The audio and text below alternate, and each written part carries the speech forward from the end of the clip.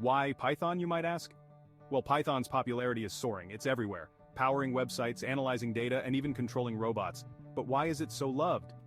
Firstly, Python's syntax reads like plain English.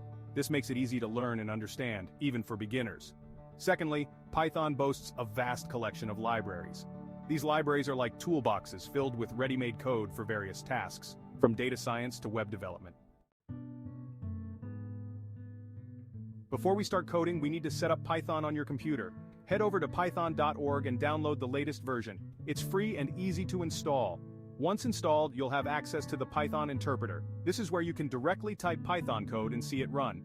There are also many integrated development environments, IDEs, available, like PyCharm or Visual Studio Code. These provide a more user-friendly interface with features like code highlighting and debugging tools. Python's syntax is its structure, the rules of how you write code. Unlike some languages with lots of brackets and semicolons, Python keeps it simple. Indentation is key in Python. It defines blocks of code, like those inside a loop or a function, so make sure your spacing is consistent. Another important concept is comments. These are lines of text ignored by the interpreter, used to explain your code. Start a comment with a hash symbol. Imagine you're baking a cake. You need containers to hold your ingredients, like sugar and flour. In Python, these containers are called variables. You create a variable by giving it a name and assigning it a value. For example, now the variable holds the value chocolate. Variable names can be anything, but they should be descriptive and follow some rules. They must start with a letter or underscore, and can only contain letters, numbers, and underscores. Section 5. Numbers and operators. Python handles numbers with ease. It understands integers, which are whole numbers, floats, which are decimal numbers, and even complex numbers. You can perform all basic arithmetic operations: addition, which uses the plus sign, subtraction, which uses the minus multiplication, which uses the asterisk division, which uses the slash, and modulo, which uses the percent sign. The modulo operation gives you the remainder after division.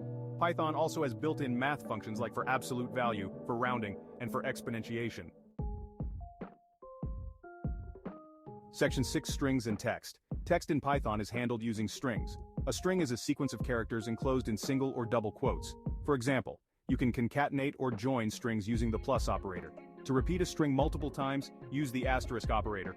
Python provides various string methods for manipulating text. You can use to convert to uppercase, to convert to lowercase, and to split a string into a list of words. Section 7. Lists, your ordered friends. Lists are like shopping lists, ordered collections of items. They can hold any type of data, numbers, strings, even other lists. Create a list using square brackets and separating items with commas. You can access individual items using their index, starting from 0. For example, we'll give you Apple. Lists are incredibly versatile. You can add, remove, or modify items. You can also slice them to get a sublist. Section 8. Making choices, control flow. Programs often need to make decisions based on conditions. Python provides control flow statements for this. The statement checks a condition. If the condition is true, the code block under it is executed. You can add and block for code to run if the condition is false. The loop iterates over a sequence of items, like a list. For each item, it executes the code block under it. The loop repeats a block of code as long as a certain condition is true.